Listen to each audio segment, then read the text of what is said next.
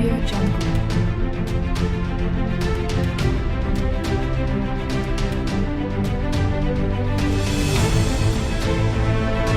Audio Jungle. Audio Jungle.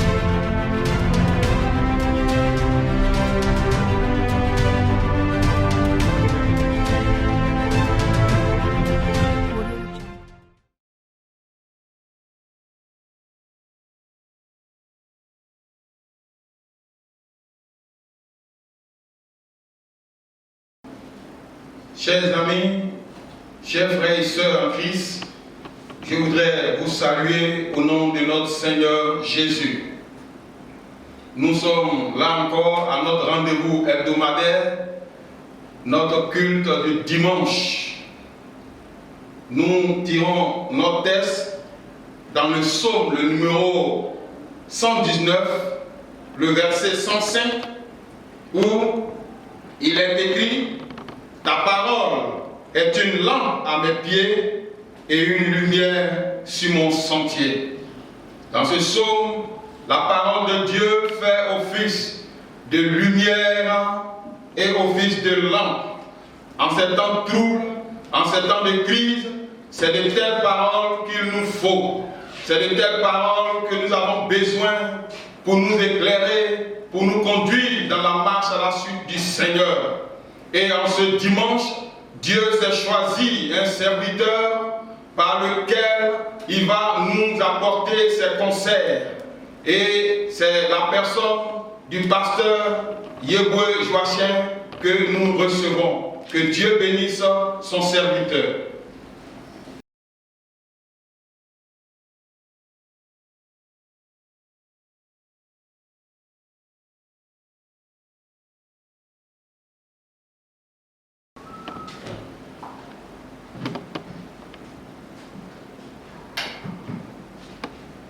Gloire à Dieu.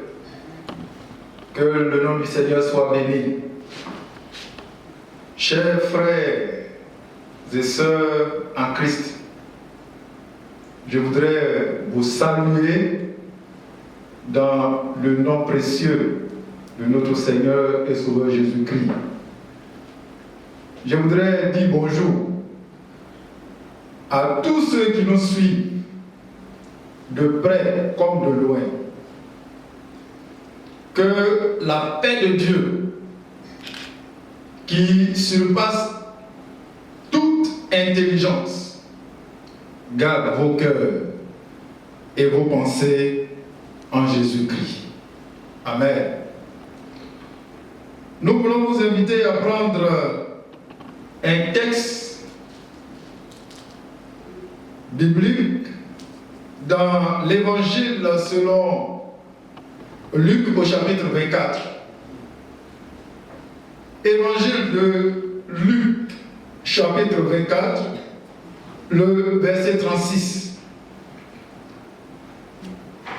Il est écrit ceci: tandis qu'il parlait de la sorte, lui-même se présenta au milieu d'eux et leur dit: la paix soit avec vous. La paix soit avec vous. Alléluia. Je voudrais vous proposer comme thème, en ce temps de la fin, ou en ce temps de crise sanitaire, que la paix de Christ demeure en nous. En ces temps difficiles, en ces temps de Covid-19, que la paix de Christ demeure en nous. Que Dieu guérisse les malades atteints du Covid-19. Que Dieu nous garde et que Dieu nous protège. Luc écrit au très excellent Théophile, Théophile qui signifie celui qui aime Dieu. Celui qui aime Dieu. Luc écrit au très excellent Théophile pour affermir sa foi et au travers de lui atteindre les Grecs et les Romains. les non-juifs qui s'intéressaient au christianisme. Le Saint-Esprit va donc pousser Luc à écrire un récit détaillé des origines du christianisme. Luc met en relief le salut offert à tous sans distinction. Il convient donc de considérer tout le chapitre 24 de l'évangile selon Luc pour bien comprendre le contexte, pour bien apprécier le sujet. Luc, chapitre 24, nous parle de la résurrection de notre Seigneur Jésus-Christ. Jésus venait d'être ressuscité d'entre les morts le premier jour de la semaine. Les femmes revenues du tombeau ont annoncé aux disciples que Christ est vraiment ressuscité. Alléluia. Mais les disciples ont tenu ces discours pour des rêveries et ils n'ont pas cru aux femmes. Les disciples à cette époque vivaient dans la terreur, c'est-à-dire dans une très grande peur. Après l'arrestation et la crucifixion de notre Seigneur Jésus-Christ, ils étaient tous confinés dans une salle. Comme aujourd'hui, le monde entier est confiné. Ils avaient peur de sortir au risque de mourir, au risque d'être traqués et d'être exécutés par les magistrats et les sacrificateurs. Deux disciples de Jésus, découragés, retournèrent à Emmaüs, dans un village situé à près de 10 km environ de Jérusalem. Jésus donc vient et fait route avec eux, sans qu'ils ne le sachent. Et ils arrivent à Emmaüs. Et c'est là que Jésus se révèle à eux.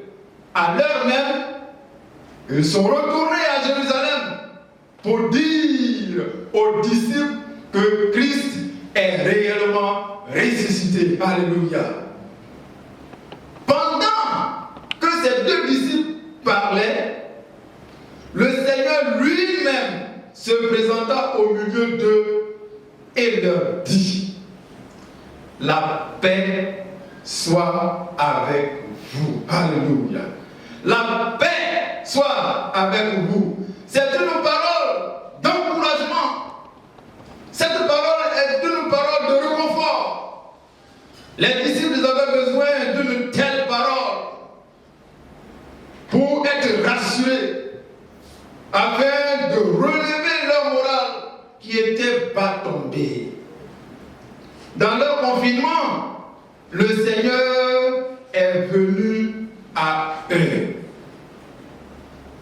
Je voudrais dire à tous ceux qui nous suivent que dans votre confinement, le Seigneur vient à vous. Le Seigneur est venu à ses disciples pour dissiper la peur, pour dissiper le doute qui planait sur sa résurrection. Le Seigneur vient à eux pour dissiper leur incrédulité. Il a bien dit, vous voyez mes mains et mes pieds, c'est bien moi, touchez-moi et voyez. Un esprit n'a ni chair ni os comme vous voyez que j'ai. Jésus montre à ses disciples qu'il est réellement vivant. Et il dit, la paix soit avec vous. La paix dont Christ parle ici, c'est l'état de l'âme qui n'est pas troublé par les épreuves de la vie. La paix ici est l'état de l'âme qui ne s'inquiète de rien, quels que soient les vents, les marées, quelle que soit la famine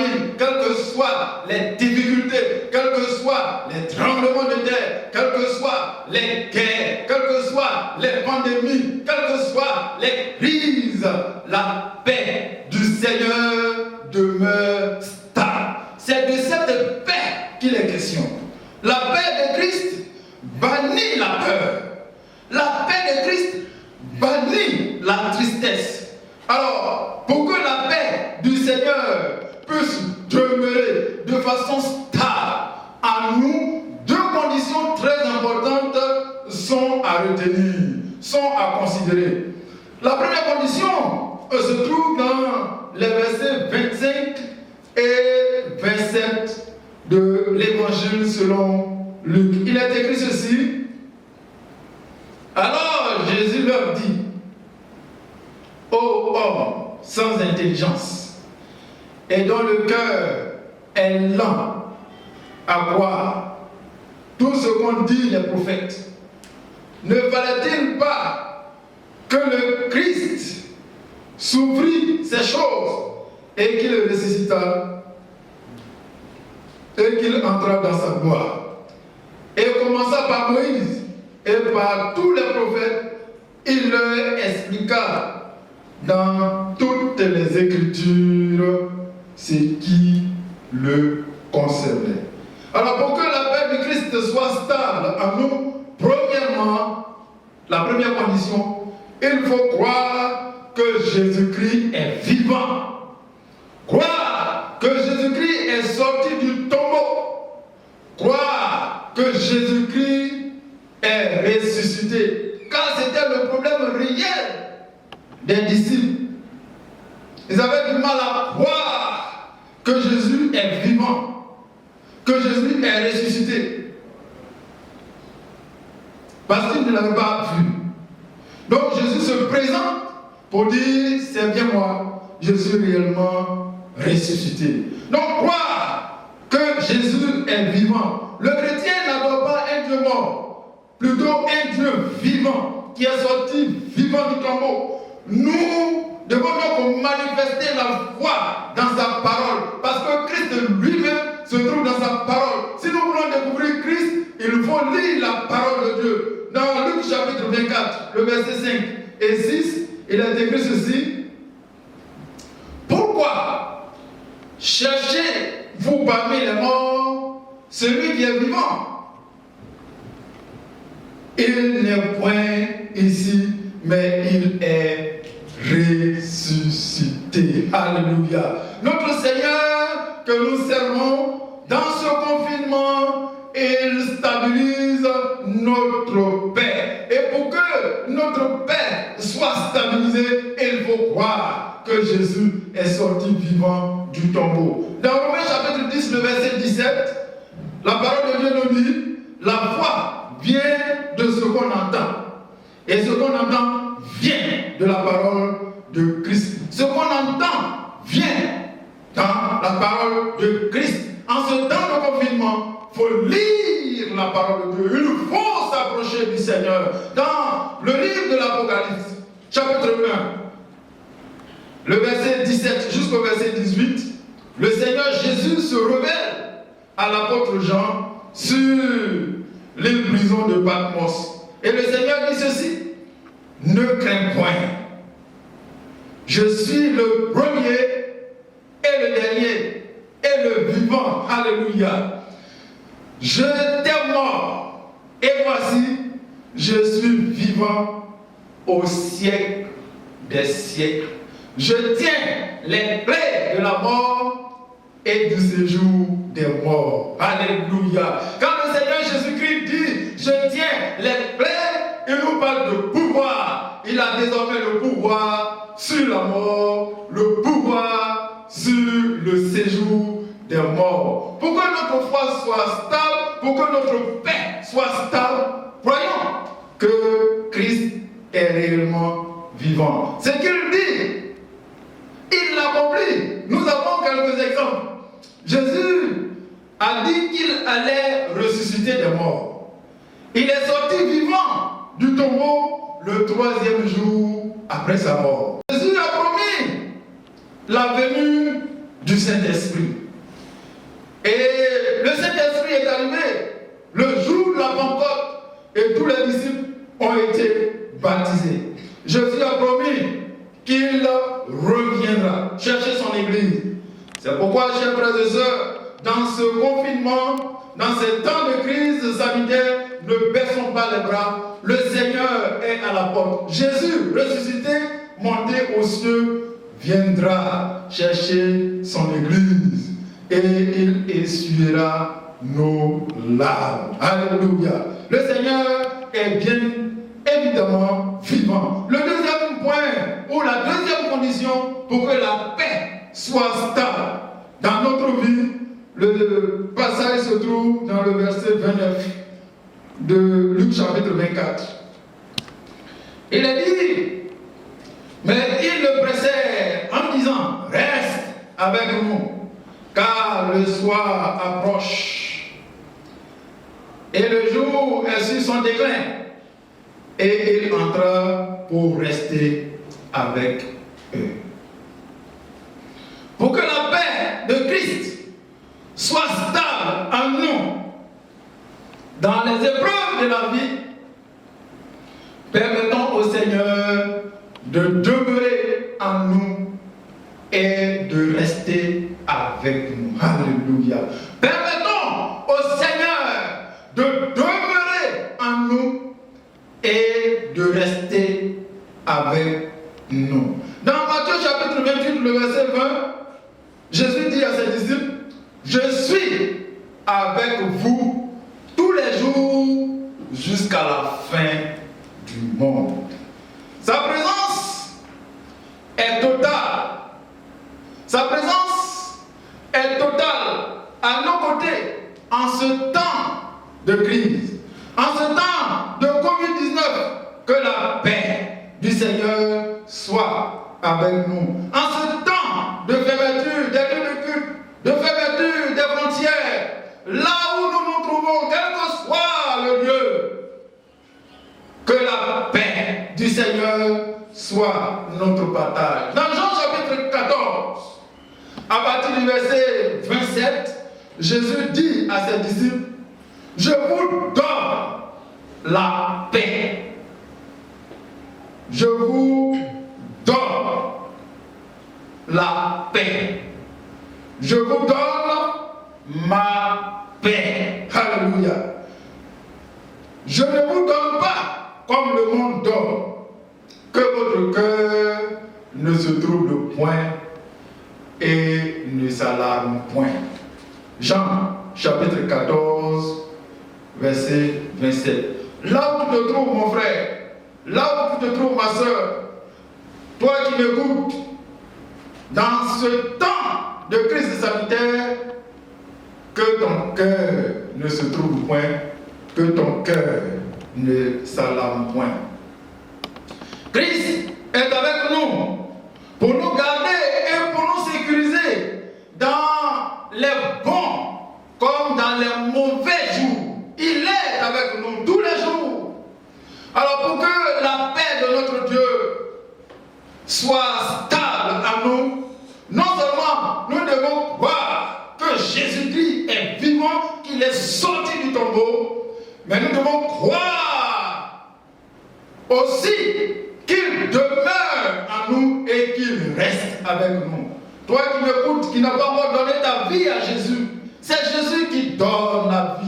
C'est Jésus qui donne la paix. C'est Jésus qui donne la tranquillité. C'est Jésus qui donne le vrai repos. Ouvre ton cœur à Christ et accepte-le comme ton Seigneur et ton Sauveur personnel. Pour terminer, retenons ceci. Gardons-nous d'être troublés dans les temps de crise. Que la paix du Christ soit avec nous pour toujours. Croyons qu'il est vivant, qu'il demeure en nous et qu'il est avec nous tous les jours jusqu'à la fin du monde pour nous donner la paix, pour stabiliser cette paix en nous.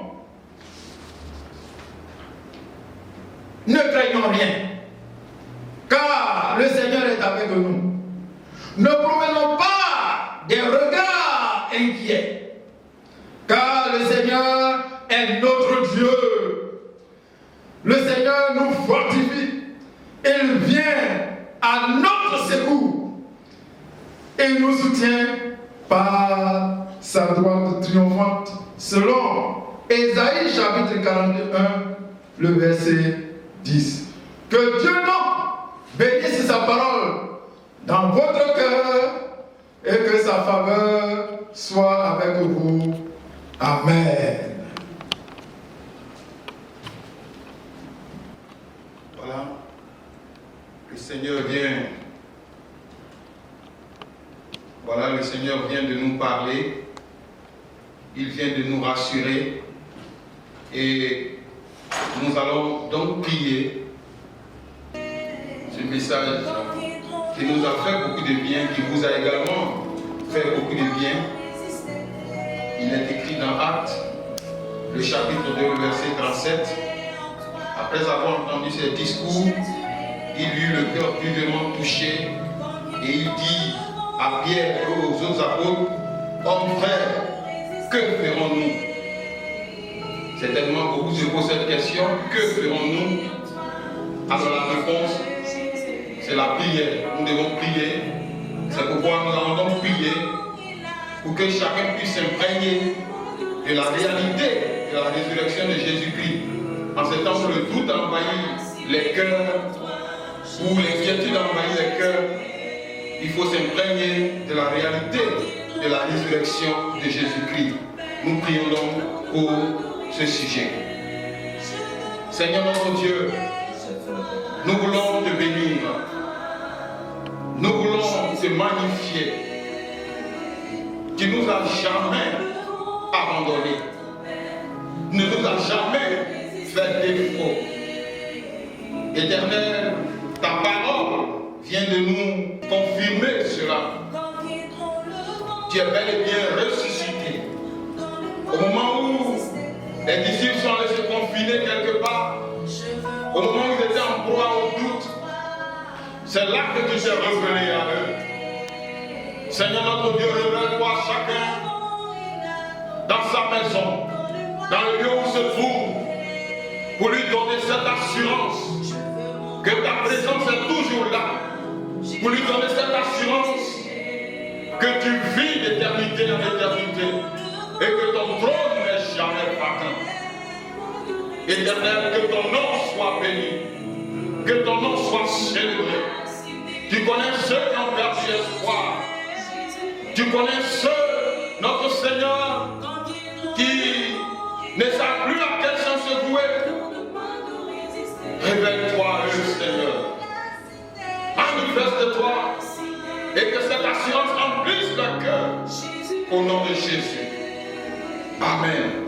Nous allons prier afin que la paix de Dieu, le matin a parlé de la paix de Dieu, cette paix qui n'est pas liée à un événement sur la terre, cette paix qui n'est pas connectée à un homme, à un matériel sur cette terre, cette paix divine, que cette paix envahisse les cœurs et qu'en ce temps difficile, que nous puissions avoir cette paix.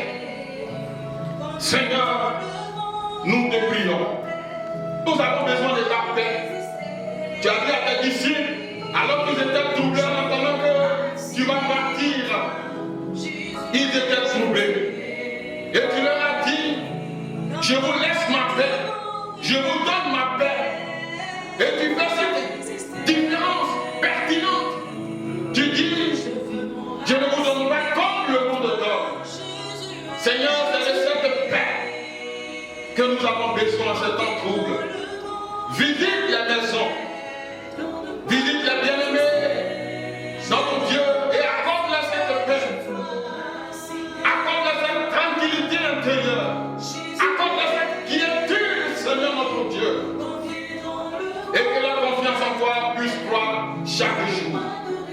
Dieu de gloire et de bonté, nous te bénissons pour tes saints regards qui sont toujours portés sur tes enfants. Si quelqu'un est malade est là où se trouve, si quelqu'un traverse une situation quelconque, je prie que la paix du Seigneur puisse le trouver là où il est. Dieu vivant et vrai, Au nom de Jésus. Amen. Que le Seigneur vous bénisse. Et Dieu bénisse donc son serviteur. Et que chacun de nous continue à espérer en Jésus. Que chacun de nous ouvre son cœur afin que cette paix-là puisse faire effet et que nous puissions continuer de marcher à la suite de notre Dieu. Shalom. Je veux m'enraciner en toi.